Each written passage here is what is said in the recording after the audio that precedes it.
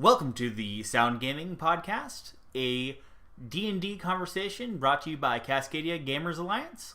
I'm your host, Brendon Faulkner. With me is my co-host, Kyle Morton. Hey Kyle, start the show. You got it.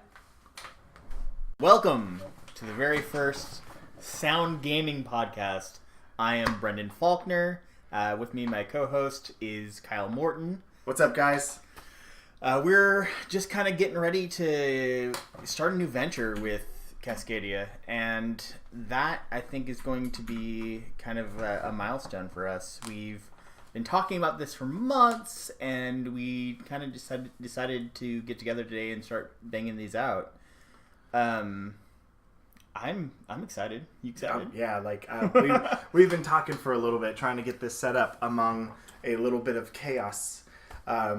But what's a good starting venture without a little bit of chaos thrown into the mix? Anyway, we're here because we have a vision, and we'd like to share that vision with you. So to share that, I really want to hand it over to Brendon. He's going to be the one to kind of guide what we're doing with this and where we're going to take it from here. Okay, so it's Christmas. So Merry Christmas to everybody, and thank you guys for being with us for a while. You might have seen Stephanie post about kind of her nostalgic moment that happened recently. She keeps a gratitude journal because she journals absolutely everything. I'm so thankful that she's here to kind of remind us of the things that she does for the group and all of the things that we have done together. And in her gratitude journal, she posted something about seeing that there was a local game starting, and that date has it set. I think hers said the 9th, like the January 9th or January 10th. It was basically a year ago, or it will be coming up here soon. So yeah, we're almost at the 1 year mark. We're almost at 200 people. And this has just been such an incredible experience. So back in the day, a year ago, there were just a couple of people on a different Facebook group, the general 5e group. There was a post about who is in Washington State, and that's where we are. That's why we're Sound Gaming. One of the reasons that we're Sound Gaming is because we are at Puget Sound. And, also now we're making sounds with our mouth holes about about gaming. So that's kind of the origin of the name for it. But we're local to the area, and at the very beginning it was very important for us to kind of really cater to the needs of the people around us. And as soon as that came out, as soon as there was a group, basically the next day, I got on there and I just without asking anybody, I made an event for the next month to get together at a round table and play some games and have some fun together. So February 10th, it will mark the 1 year of us actually physically getting together in person and playing D&D as a community, as a group. And that has sort of been the foundation stone of who we are as a group. Big things have changed. We gained a lot of momentum. Everybody who came was like, yes, let's please do this again. We have all kinds of people playing. We have people who've been playing since 2nd edition, or even earlier in some cases. We have people who just got introduced to D&D, and that was a really cool experience. It wasn't the best planned experience, and I was kind of trying to head things up on my own at the time. So I was doing it at first, I think, once every other month. It was all I could kind of bring together on my own. So I definitely needed help. And so we kind of just got more involved. We had Michael at the time, and Stephanie and I kind of were like, how can we make this work better, and what can we do to kind of take this movement, this community, this grassroots experience, and turn it into. Man, it's hard to even say what we've turned it into at this point. It's a community. It is a community. It's a community that does lots of like kind of specific things. A gathering, you might call it. Yes, indeed. Some sort of social experience. And so like that's where it was. The first one we had at the roundtable on Hosmer, and we tried to do both a social and a one-shot setup at the same time, which was a bit much. It was a social shot. Yeah, it was a social shot, and doing that together, we it was a lot of trial and error and experimenting. But even though it was kind of a cluster, it definitely showed us that there were people interested in doing this, which is good. Yeah, that's why I'm here. It's why we are continuing to explore new medium, to just get out to our followers, reach out to those that are a part of us. So, as far as the podcast is going, we have, I'm assuming, some degree of direction we want to take this. I have my own personal takes on it, and I know you've got a lot of sites, so why don't we touch briefly on where we're taking the podcast specifically? Because that's something that I think we would want to make sure at least we're aware of, you know? So what about on that point? So the voice of the podcast, I think, is going to be kind of like this. It's going to be conversational. It's going to not be quite as... I think the way that I described it earlier was proto-nerd. Like we're like that's more reserved for kind of the Discord roundtable discussions at this point, as far as like breaking down the meat of a particular text or whatnot. This is, I think, going to be a little bit more journalistic in its approach. We might have guests. We would love to have guests. Love to have guests. Like, no, hold on. We would love to have some guests at some point, because we have a lot of extremely talented people already in Cascadia Gamers Alliance that we would love to showcase. And we even recognize that they probably don't think of themselves as being extremely awesome, or so don't be surprised when we approach you, because there is a lot of talent there that like maybe we will value, and you might not see it coming, but we're gonna get you on the podcast. Yeah, what you call a doodle, we might find a primed masterpiece. So just keep that in mind. We also would like to take a moment, reach out to our fans, followers, and so far one listener. We would like feedback, ideas. Sure. This podcast is primarily being created for you guys. So we want to know what you guys want out of it. If you guys have feedback, let us know. We're always taking feedback through various methods. Obviously, there's a Facebook group. We'd be happy to hear any messages, any direct feedback. Just let us know. And as far as like the voice and the tone of the podcast go, I'm going to be kind of taking the role of a DM, and Kyle's going to kind of be taking the role of a player. So if we do come across content, that is probably the way that we're going to be dividing up our reactions and like our perspectives as like kind of consumers of the content. Because there's a couple different ways to take anything that comes out.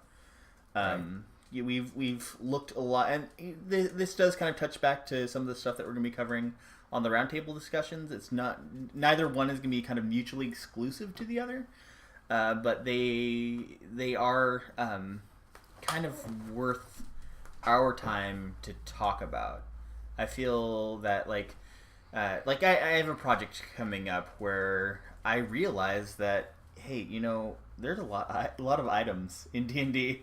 There are just so many crazy cool things that are out there, and I, just kind of going through Mad Mage recently, I realized that some of the items that they created for that game only really work specifically in that game. Like there's a horned ring that kind of it's kind of the MacGuffin of the game where it removes restrictions specifically to that dungeon, and so that might not transfer over as well. But there are other things in other modules, and there's a ton of items, and designing items or designing encounters around items, I think, is an interesting concept. Oh yeah, that would be an interesting. We should definitely mark that down for a future Discord roundtable. Finding ways to take an item that you can build a puzzle around, I think, would be real fun. God, I could think of a few.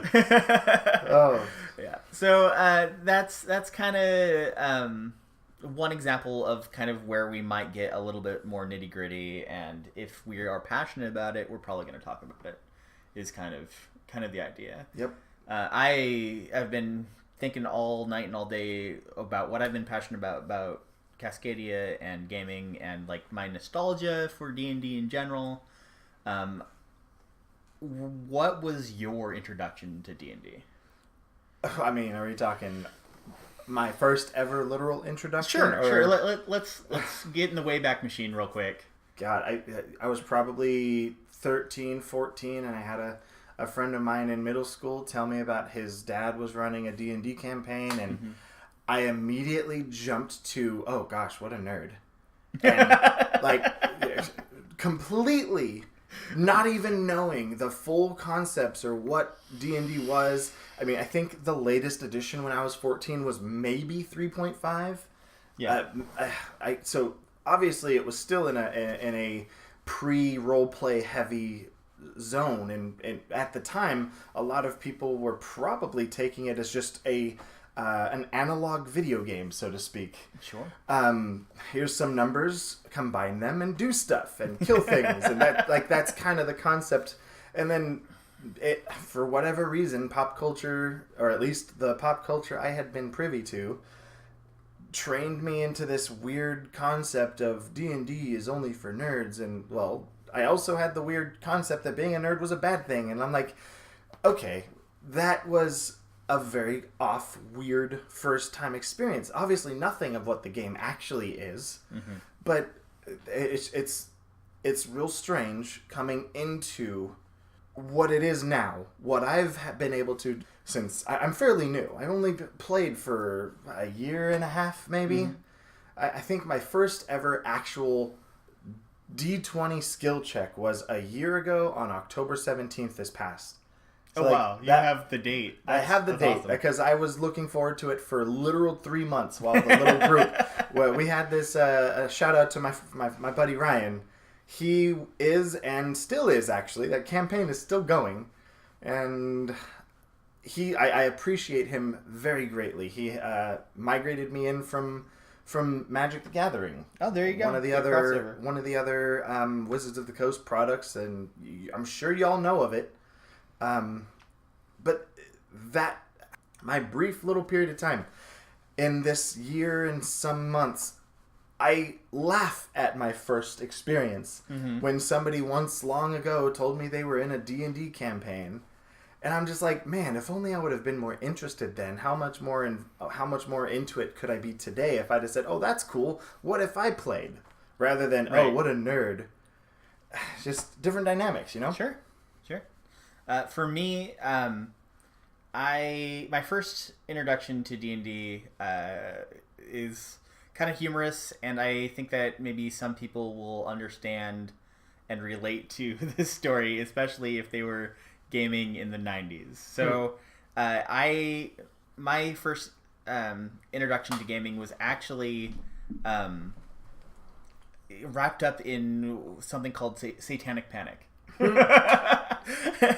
Yeah. So I think I've even heard of that concept. Yeah. So the first time I remember anything having to do with it, there was this. Oddly enough, the first podcast that I heard, they didn't call it a podcast at the time. It was still considered a radio show. And it was a radio show that got streamed on the internet as well, because there was in the 90s? Yeah, that early. Woo, 56K, putting that modem to work. Yeah, definitely. So It was Adventures in Odyssey, which is a radio show put out by Dr. James Dobson of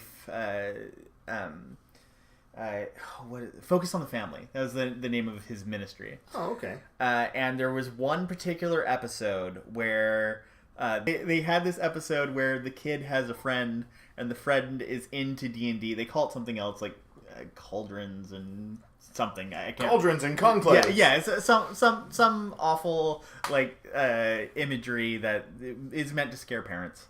And essentially, they have this game, but it ends with them like having a blood rite over a Ouija board in a tent. Like, they were really trying to scare parents off of D&D. Like, oh, witchcraft is gonna consume your children's soul. So that was the first time I'd ever been exposed to there being a thing in the world. I went to a Christian school at the time. I was in the 4th grade. And little did I know at the time, but like I had some friends who were playing, and they were playing back on a back baseball field, and kind of away from the supervision of all the adults, and they were playing 2nd edition, and there was a couple of people. There was one kid who was kind of older than me. I think he was like a 7th or an 8th grader, and he was running a game for a bunch of the kids, and I was like, "Hey, what are you doing?" And my friend Jeremy, at the time, he was kind of tasked with like introducing me to the ideas of role playing. He said, "Hey, go like have a little adventure," and we basically just talked and pretended like he's like, "I have crystal knives and I'm throwing them at the dragon," and like it was super goofy. We just ran around and played like normal, almost like you would play tag or something. But then the next day they got me in and we built my first character.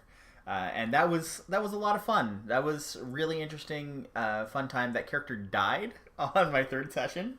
I remember having a flaming sword, and we were fighting a giant dragon. I jumped on the dragon's back, and I screwed up its wing pretty bad, but it definitely killed me. After that, I spent a lot of time. I spent my summers with my cousin Max. Max is the same person who has done a bunch of my art for like Roanoke. He did the cover art for Arcania. He's talented. Thank you. He's awesome, and you know, like he did the first one for free for me, but I felt like I wanted to pay him for the other one, so I've been buying art off of him for my game for a while. But he and I spent summers at my grandmother's, and they had a trailer outside parked out front, and that was kind of our little den of like everything like ridiculous. We had bikes that we would bike to like miles and miles to the nearest Blockbuster to go rent anime movies, and we had a Super Nintendo. He got me hooked on Final Fantasy, and he was a DM. He had a Heroes of Might and Magic board game. He actually recently gave that game to me for my birthday this past year, and I've used it in my campaign since because it's so nostalgic to me. It just hours and hours and hours of us, him just DMing for one person, just for me. He was always the DM, I was always the player, and that is really where I got sunk into. You know, this is a thing that I'm doing for the rest of my life, is playing and fantasizing about sorcery and dungeons and dragons and getting loot for your character. Oh, is that what this is about? Sure. I thought this was going to be a fitness podcast. Wow. Today I learned goodness. No. So that's kind of was my introduction. I played off and on through high school, and less in high school than I did in middle school. I came back to it briefly after high school, but that nostalgia stayed with me, and I've always consumed pop culture that's around it. And kind of the best way that I can make it a comparative analysis to how that was, what that experience was like, and what it's like today. something like maybe the cartoon Voltron on Netflix. Have you seen that? I have not. Okay, so Yet another pop culture reference that people will be like, "Oh my gosh, how do you not know that?" as a kid, Voltron was super simplistic. If you go back and watch the old episodes, like it feels a lot more like Power Rangers. But the new one has storyline. Oh, okay. It has a through line, and it's very well written. It's somebody who had that passion as a kid to watch it and to consume it, and like made their life just be kind of an emulation and like more story because they had the time to play with it. Yeah. And then they took it and they turned it into a really good storyline now as an adult. And the same things kind of happened with D&D. You had the bare bones ideas, you had them out there. Yes, I'm sure there were amazing storylines going on in 2nd edition. I'm sure there were amazing storylines going on in 3.5. I know I was a part of some of those. But now that has come up like a whole order of magnitude. Right. It has become a thing where it is refined. Professionals are doing it as their hobby, and they're making just amazing things that are rich and full of character and nuance. And that is where we are as creatives. I can't imagine a better outlet for myself for the things that I kind of grew up on. Like this is 100% like, as far as I can tell, the height of the art form, and I'm excited to be in it. Yeah, I mean, it really is. Like, just being, I don't think I would have kept up with as much interest if I had been brought in when 4 was the primary. Well, 4 is kind of the one we don't talk about. Yeah, I know, but like but then you hear some other podcasts that rave and rant about 4.0 being their favorite version, and they were introduced to it. And I'm knowing what 5e is today, and just the sheer simplistic yet creative, like they break down the rules in a way that's complex enough to be interesting, but simplistic enough to be fast to pick up, and elaborate enough for you to be able to kind of, hey, cool, here's the groundwork, and now we get to build off of this and create our own worlds, create our own experiences and adventures, and that it really kind of brings the core concept of what D&D is to the a rather refined state. Yeah, like it creates a very solid platform, and this is coming from someone who's never played previous versions. You have to remember that I have never played anything before 5e, but looking at previous revisions and rules, and the simplicity of 5e is what keeps me interested in learning, because it doesn't feel like this ridiculously steep learning curve. Yeah, the content is there. The tools available make it easier than ever to get involved. And it really lets what I consider to be the more fun side, the creative side, the role-playing side, it lets that shine as the core, which is what I think Wizards was actually trying to accomplish with 5e.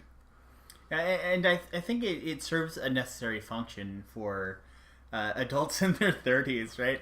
We like, as connected as we are online, we are isolated in a lot of ways, and bringing people together physically in person. Like, there's plenty of online games for D&D. I know Roll20 is a big thing, but my heart will always be in pen and paper.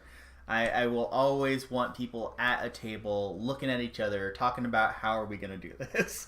And that to me, like, it's not just that function, but also, like, so the reason I got back into it, the thing that kind of drove me to find a way to have that connection, like as intimate as a connection, and it's weird to say that, but as intimate as a connection as it was for me and my cousin, just sitting there spending all this time, like, really just socializing, even if just on a one-on-one basis. Like, I had a new person in my life. I had Veronica, my wife. A couple Mother's Days ago, I bought all 3 of the core starter books, and I was like, you know what? If we do this, we'll have community. like as sure as I could be about anything. I didn't want to go kind of the religion route that I had been going before to try to find community. I wanted something that was social and had some structure and would be something that could just build us up as a family and find a way to build our network of friends. And so I bought 3 books from Uncle's Games, sadly no longer there at the Tacoma Mall. I love that place. That's where I met Rob, one of our favorite creative people in the community. One of many. One of many, but the logos that are up right now that are flashing on Twitch that are showing the Cascadia logo, that's all him, and we love him and we are thankful for him for doing those things. But I knew that if kind of like it is a Field of Dreams moment for me, right? Like if you build it, they will come. Yeah. So I was doing that even before Cascadia, because I was like, hey, I have the books I need to play. I need a place to play. And Uncle's Games was nice enough to let me set up at their tables that they rented in the mall. So for a year, I played in a public mall because I knew that I needed this. And I still have some players today that are still with me. That's where I met Tony. Tony is an old-time player. Like he's my kindest, gentlest, best rule lawyer that I've ever met in my life. And he's the perfect balance for my table, and that's why I love having him there. But if you need help min-maxing, go to Tony. Yeah, if you need help clericing, go to Tony. Oh my god. Oh god. So okay, yeah. So I did it, and I did it in a way that forced me past my boundaries, because I am definitely the kind of person who, if you leave me to my own devices, I will sit on the couch and not do anything else. And I might sound like an extrovert on this podcast, but it's only because we're not staring at anybody. Yeah, right. We're staring at each other lovingly. With stroking our beards, open arms. But no, we. I did it in such a way that I said yes to everybody who wanted to play. For the most part, like there was one point where I had 14 people and I had to say not today. But I made a campaign where we were in a city and everybody was playing as city guards, and you can always have a new city guard. So we would have people drop in, drop out. And at one point, I had to set up all the tables in a diamond shape and sit in the middle of everybody and go from table to table DMing their specific thing. So I just dived in head first, and I would come away from those things just absolutely like dead. Like I've got a problem with my shoulder. I was in pain the whole time.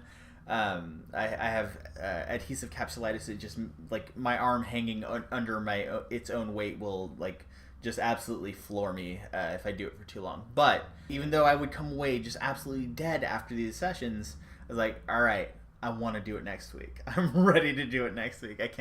I would think for 2 weeks about what I wanted to do, how I wanted to surprise them.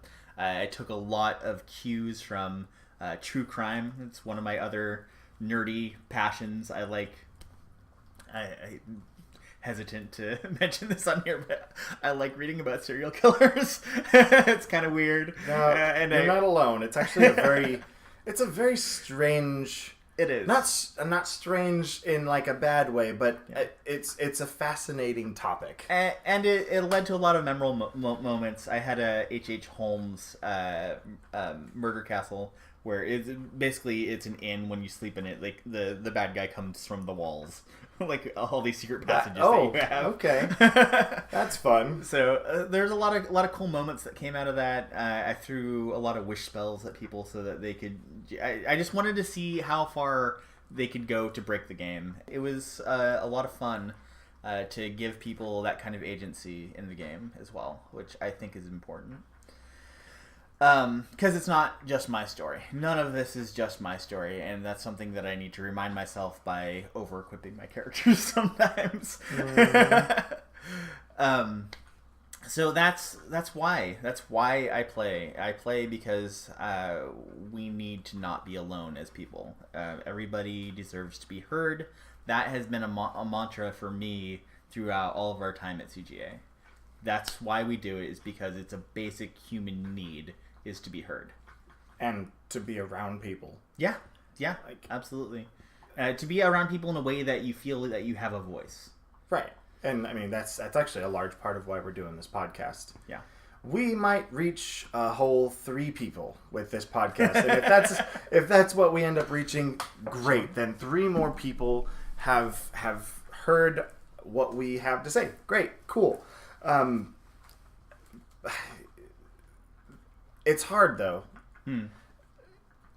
Being willing to just throw yourself out there like that. Yeah. I've been in a situation similar, and this not D&D related, but in a way that is equally as, okay, I need to do this, or I'm never going to progress in my social whatever. Yeah. That's kind of leads us back to where we are today. Yeah. In that sense, why we're here, why CGA is a thing. Yeah. We are in a really unique state to enable this for others out there. Absolutely. We don't want you to have to work as hard to become part of a community. Right. We have one ready for you. That's why we're here. That's why we always want you guys to reach out to your friends and family. You hear about people, like, I can't tell you how many times I am like, hey, go here because I just heard you mention D&D, like to a random person across the room at a store I'm in or whatever. Like, and there's been people out there who have been rock stars about bringing their friends, bringing their people, their peeps. Thank you, Target. Yeah. That was a big one. Pretty sure a good, like, 10% of our recent growth was single-handedly his responsibility. So thank you. But in any case, we are wanting to create this for everybody. So again, feedback is welcome. We are, like, I don't know. It's like when I got into this, I didn't really know what I was expecting. I knew I was going to be rolling some dice.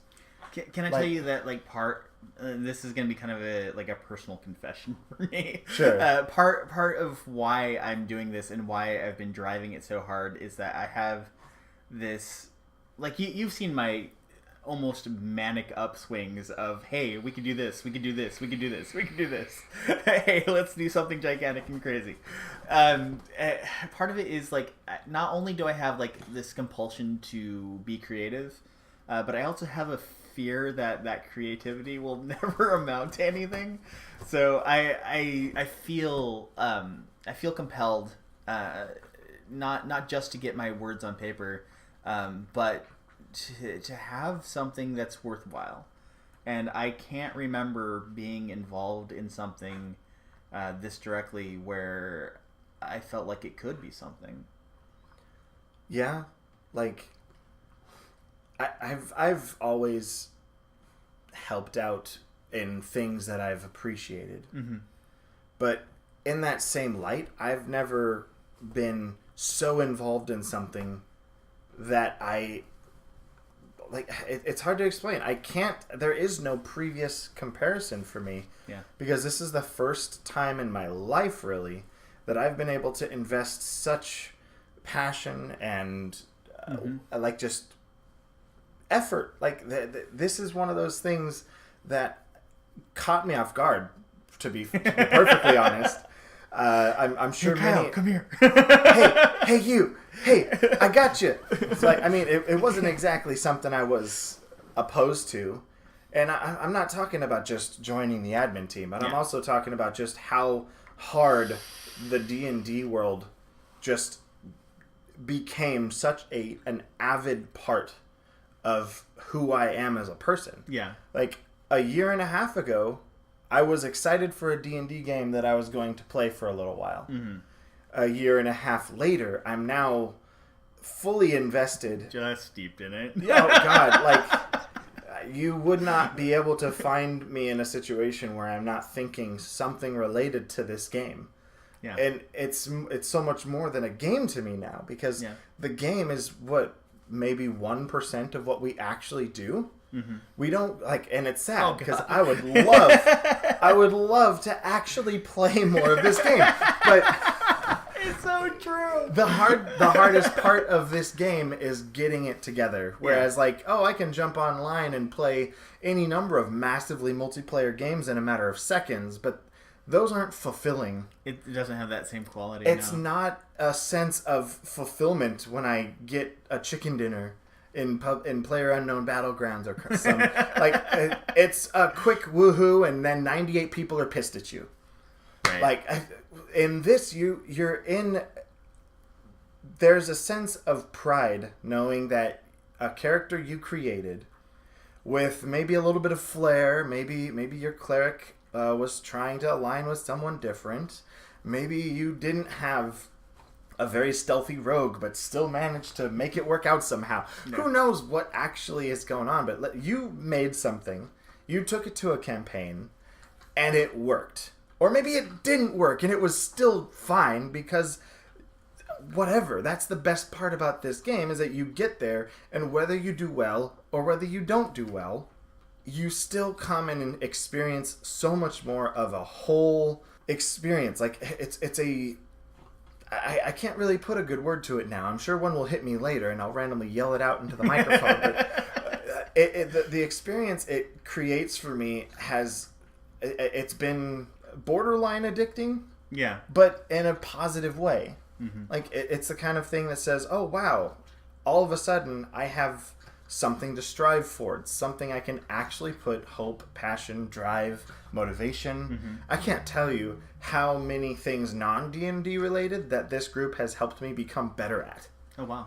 Just in the form of knowing that I have to be aware of schedules. So it made me start scheduling things, which also means, oh, hold on, if I have something scheduled for CGA, I also need to make sure I don't have things scheduled for real life. Or not so much real life, because this is just as much part of my real life as my day job. Sure. However, my non-D&D life, my ND life, we'll go with that. My ND life versus my D life, my D&D life, whatever the case is.